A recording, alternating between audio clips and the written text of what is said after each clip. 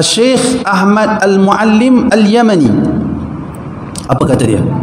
Termasuk kubur yang paling masyhur di Yaman secara umum adalah kubur yang dinisbahkan kepada utusan Allah Hud alaihi salam, berada di timur Hadramaut. Inilah kubur yang paling masyhur dan paling ramai mereka yang menziarahinya. Demikian juga kubur yang paling banyak kelebihan dan keramat seperti yang didakwa oleh mereka. Bahkan sebenarnya kubur tersebut yang paling pelik dalam kubur-kubur yang diagungkan seluruh dunia. Dari sudut upacara menziarahinya terdapat upacara yang berkaitan dengan tempat-tempat tertentu, demikian juga upacara yang terkait dengan masa-masa tertentu. Sampai begitu, dia ada upacara setiap tahun, 8 hari bulan pergi begini, dia akan sebut di sini. Inilah kubur yang paling pelik yang didakwa ada kelebihan-kelebihan yang paling pelik. Banyak lagi kubur-kubur lain yang dakwaan-dakwaan karut, tetapi tak sepelik seperti kubur di Yaman. Kata dia lagi, sekitarnya didakwa memiliki upacara tertentu yang tidak ada di mana-mana kubur di seluruh dunia. Tak ada kubur-kubur keramat. Banyak lagi yang didakwa di merata dunia, di India, di Mesir, tapi taklah seteruk di Yaman ni. Seperti yang mereka dakwa, macam-macam kelebihan mereka dakwa. Ada telaga Mu'attalah, tempat berhimpunnya segala ruh para nabi dan wali. Sampai tahu tu menurut dakwaan mereka.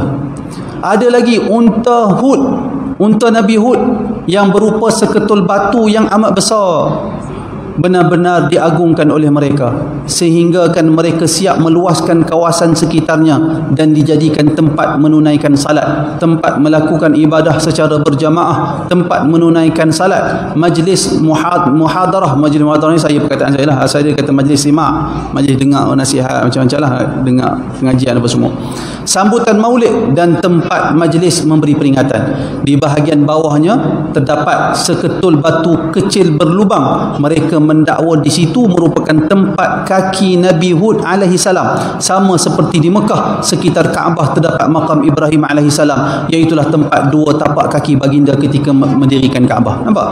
Dia pun buat seperti mana di Mekah. Adapun manasik zamaniyah dan amaliyah, iaitulah antara aktiviti yang mereka buat pada setiap bulan Syaban. Apa mereka buat?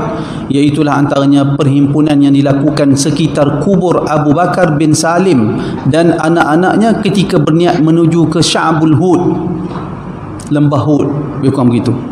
Kemudian dapat berhimpun di lembah Hud, kemudian bergerak menuju ke Muhadzafah, iaitulah tempat melontar untuk semua yang datang berziarah. Ada melontar juga. Kemudian bergerak menuju ke kubur kafirah untuk mencela dan meludahnya. Ibadah haji pun ada juga apa dia? Cela, apa, bukan cela, lontar apa? Jamrah, lontar jamrah. Kemudian sampai ke Sya'b dan mandi di sungai Hud, di situ yang didakwa dari sungai syurga. Kemudian menunaikan salat di Hasha Umar Al-Mihdar, yang asalnya adalah tempat salat dan tempat ibadat Umar Al-Mihdar, seorang sufi agung dan dimuliakan di sisi mereka. Kemudian wukuf di Telaga Mu'attalah, ada wukuf, ibadat wukuf di Telaga Mu'attalah, menyampaikan salam kepada ruh-ruh yang berada di situ, terdiri dari ruh-ruh para nabi dan para wali. Setelah itu wukuf di sekitar kubur Nabi Hud yang didakwa, kemudian turun ke bahagian bawah batu berbentuk unta yang dimuliakan, seperti yang mereka dakwa ketika kembali pulang ke Tarim. Balik semula ke Tarim, setelah pergi tempat upacara kubur tu, mereka nak kembali ke Tarim, mereka pergi pula ke bahagian batu bawah tu untuk buat upacara tertentu. Mereka tutup upacara ini dengan melakukan tawaf 7 kali pusingan sekitar 3 kubur di Tarim yang dinamakan sebagai Bashar. Benda ni ada di dalam kitab Al-Quburiyah, Nash'atuha wa Atharuha, muka surat 365. Jadi saya makan sedikit perkara ni dan buat pembacaan, buat kajian sedikit. Itu beberapa perkara yang berlaku di tempat yang menjadi perbalahan sebahagian orang Islam pada hari ini. Sebahagian orang, ustaz-ustaz kita terutamanya, sebahagian orang ustaz-ustaz pondok juga, mereka tak tahu benda ni. Saya percaya sebahagian mereka tidak tahu. Tapi hari ni, sebab tu saya usahakan untuk keluarkan perkara-perkara ini supaya ustaz-ustaz yang sayang kepada umat Islam, tak nak bagi ada unsur-unsur pemujaan kubur dan seumpamanya bersama untuk menghalang perkara ini dari tersebar luas dalam masyarakat. Wallahu taala alam. Mudah-mudahan ada manfaat untuk kita semua. Barangkali ada soalan, nak tanya apa-apa dipersilakan. Ada soalan?